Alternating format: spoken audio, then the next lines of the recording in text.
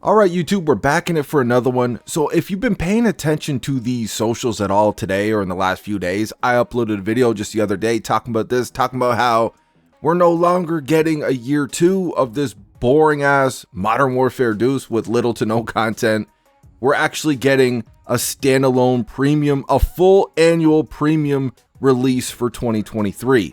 And then there was some leaks after I made that video that it's supposed to be Sledgehammer Games working on it. I just put up a community post on my main YouTube channel not too long ago showing a screenshot of Charlie Intel talking about this. They were talking about how there's going to be different weekends for the beta. They're talking about how there's going to be campaign early access leading up to the launch of the game, kind of like what they did with Modern Warfare Deuce. I also seen a post talking about how this will be a PlayStation exclusive as well, so I guess they'll have early access to the beta. They'll get an extra weekend of the beta. They'll get the extra little combat packs or bundles or whatever it is that they do now. You know, this exclusive bullshit that they're still doing right now? Well, I guess this will be the last year of the PlayStation exclusive. So it's looking like this is a deal. This is a done deal at this point. I'm not going to put all the posts and tweets and quotes in this video, but I will read you this one post from the man himself, Jason Schreier. Now, anybody who's familiar with this guy, you know he's pretty spot on with his leaks and rumors and all of that. It's not too often he ever gets something wrong, and if he does, it's just because something changed last minute. This dude he's pretty bang on with his stuff. And he goes on to say, regarding this situation, I'll write a story at some point, but what happened was Treyarch's game was planned for 2023. Early last year, they decided to delay Treyarch's game to 2024 and fill in the blanks with more MWII stuff from Sledgehammer.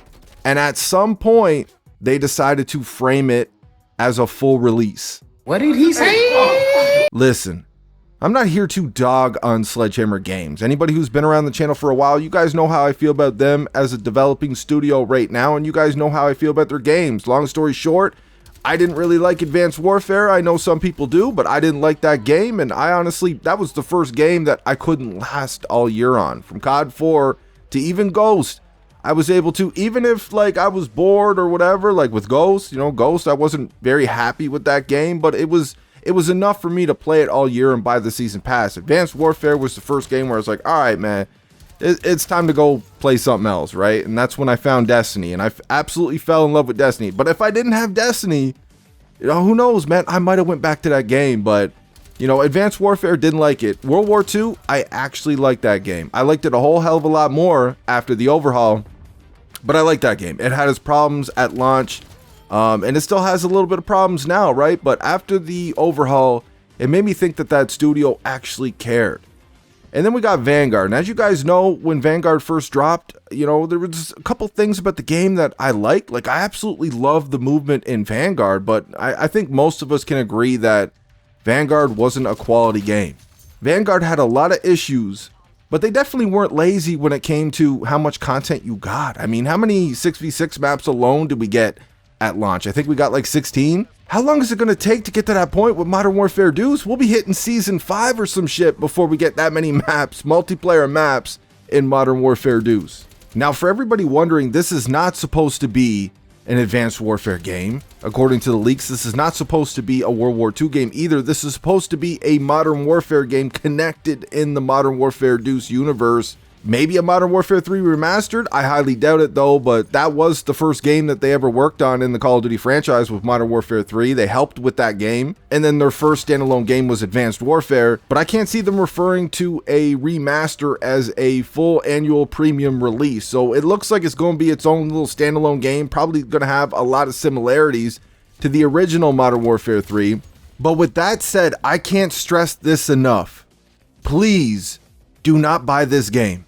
We've seen what happened with Cold War. Treyarch had to take over that game last minute for Sledgehammer Games and put that together, just Frankenstein pieces, and try to salvage that game. Sledgehammer Games had an extra year for Vanguard, and we've seen how that turned out. We've seen how they treated that game. Sledgehammer Games and Activision, and now we're seeing how they're treating Modern Warfare Deuce and the neglect that multiplayer gets. They don't give a shit what the community has to say about that game. Any legitimate complaints that we have, it just falls on deaf ears. I can't stress this enough. Do not buy this game. If you're addicted to Call of Duty and it's just something that you buy every year and you need to get that Call of Duty fix, man, I get it.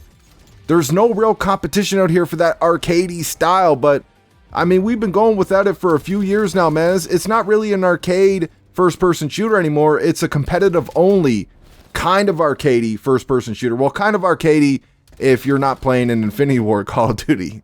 It still has that Call of Duty name on the box. They still advertise it like it's old school Call of Duty.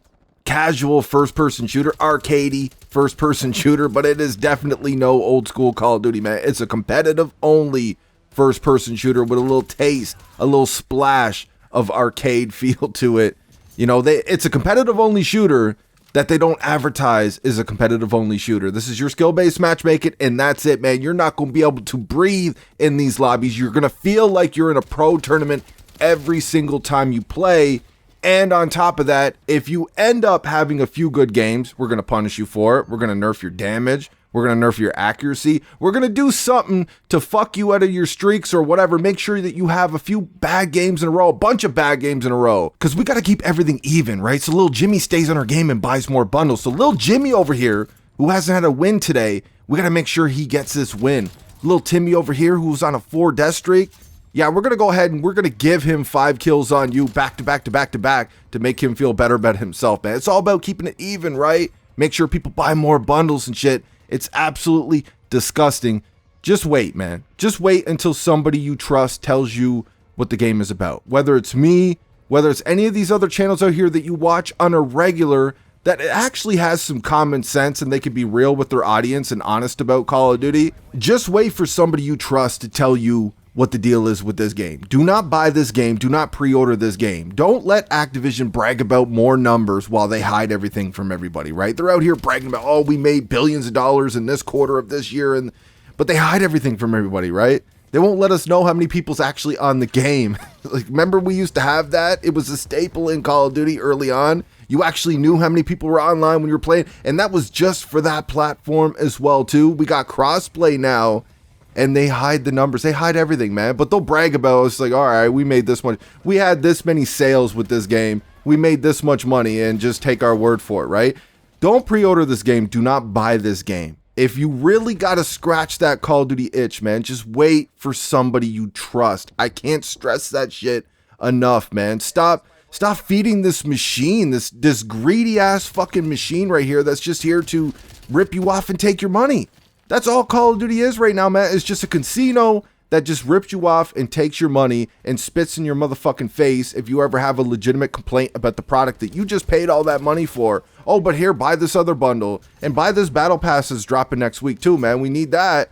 Oh, and we're gonna drop this weird ass bundle right here that's very eerily similar to something that's absolutely disgusting, and everybody's just gonna shut up about it. Anybody who speaks up about it, just call them a fucking racist or something, right?